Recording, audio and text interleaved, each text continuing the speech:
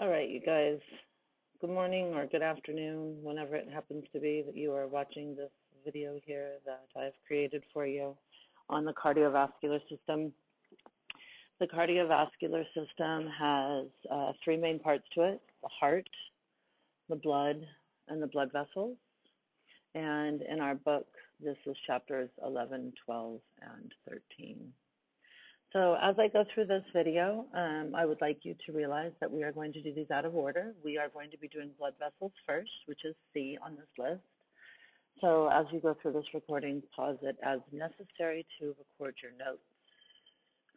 Okay, very good. So the cardiovascular system consists of the heart, the blood vessels, and the blood that runs inside of them. So you can see the heart in the center of the chest, and then all of the other blood vessels that come off of the heart and the lungs are our blood vessels, which we have arteries, and we have veins. So every single little square inch of our body is covered in capillaries. Capillaries are the smallest of the blood vessels and the ones that are going to deliver all of the nutrients to the surrounding cells. So if we look at the overview of all of the arteries, again, blood is going to be carried away from the heart with arteries, and blood is going to be carried back towards the heart in veins. Okay, so this diagram here shows on the left side of the screen the artery. You'll notice that the artery has a thick red wall there. That's the muscular wall. And when we look at this, we call that the tunica media. Now, if you look to the right side of the screen, you'll see veins, and veins have the same layers, but in different proportions. And then the capillaries are represented there in the middle, okay? So if we look at the veins and arteries from this direction, as the arteries leave the heart, there is a large artery. It's an elastic artery, and we use the word elastic because of the fact that it needs to stretch. Every time the heart pumps, it needs to be able to accommodate for that pressure and send that oxygenated blood towards the cells of the body. So you'll notice that the elastic artery then becomes the muscular artery, and then an arteriole, and then all the way down to the capillary size. And it's at the capillary level that the exchange takes place of oxygen and so forth. So once the blood flows through the capillary, it then is going to go to the venule.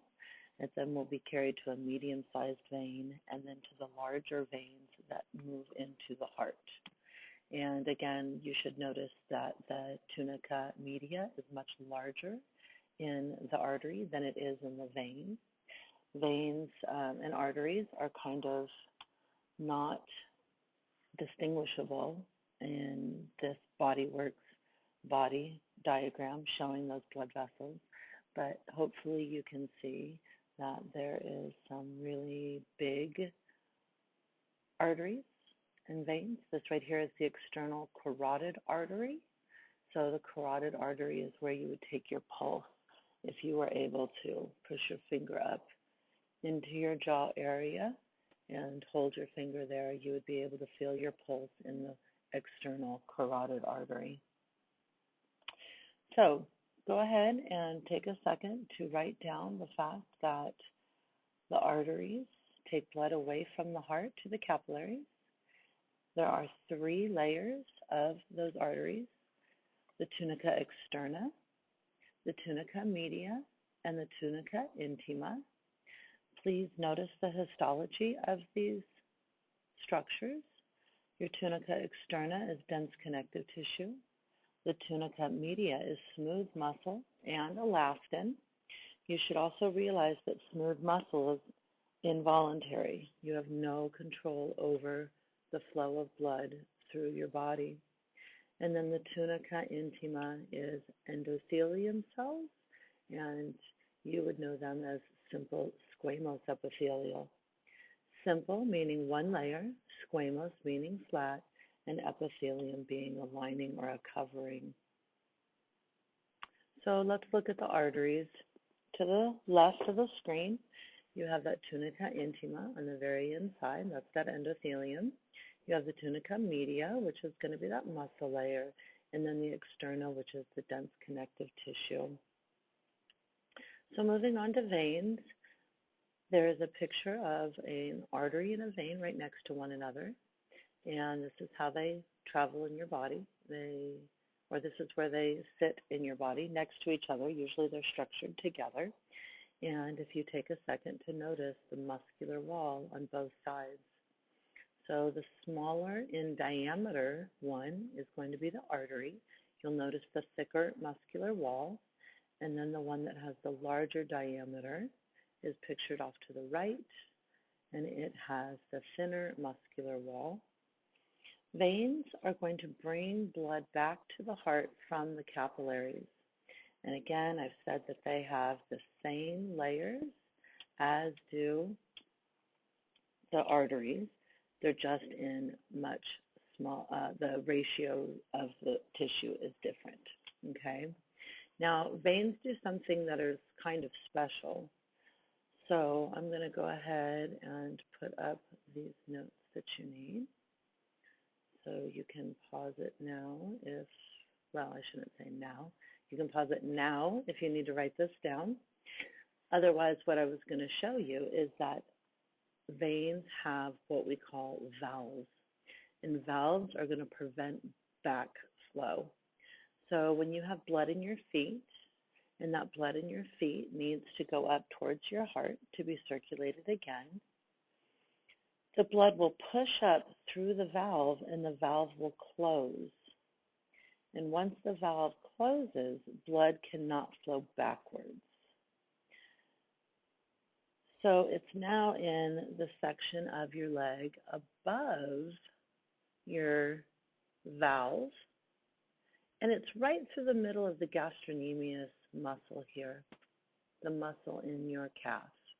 And as you walk and as you squeeze that muscle squeezes the vein and pushes the blood towards the heart. So your muscles actually help return the blood to your heart from your lower extremities. There sometimes can be problems with the valves. So if you can imagine, if this valve did not close, when you squeeze the muscles from the upper leg, it would push the blood back down. And sometimes when that happens, you get what are known as varicose veins.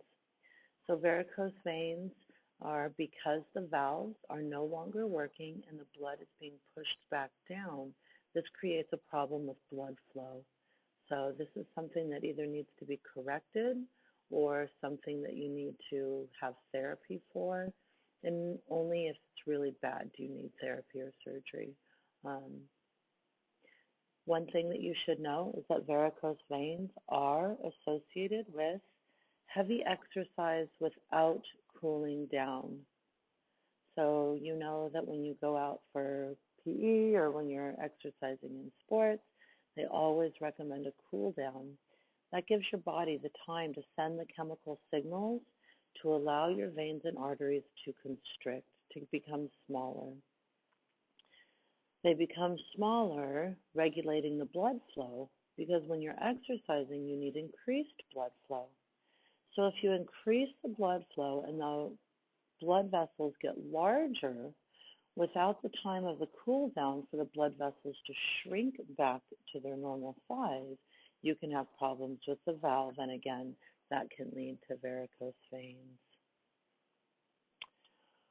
Okay, so the last thing we need to talk about then are the capillaries.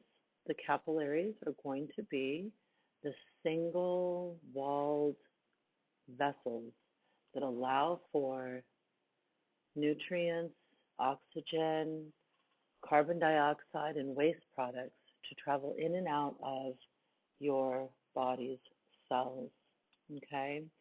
So we all know that we need oxygen and nutrients coming out of our blood vessels, going into our body cells. And then we know the body's cells are going to make carbon dioxide and some waste products, and those are going to get pushed back into the capillaries. So the capillaries are very, very special. This right here shows the little slits that are in between those squamous cells. And they do this crazy thing which we call diapedesis, but we're going to get to that when we get to the functioning of the capillaries. Okay, so this is how small the capillaries are. Those are red blood cells in the capillaries. The capillaries are so small that the blood cells will pass through one at a time. So there's a lot of different things pictured here. Hopefully you recognize the muscle tissue. Erythrocyte is a fancy way of saying red blood cell. The WBC is a white blood cell. And then I'm hoping that you recognize the nucleus of the muscle cell, okay? And when they say the bore of the capillary, the lumen of the capillary, the opening where the blood cells will flow through. All right, so capillaries.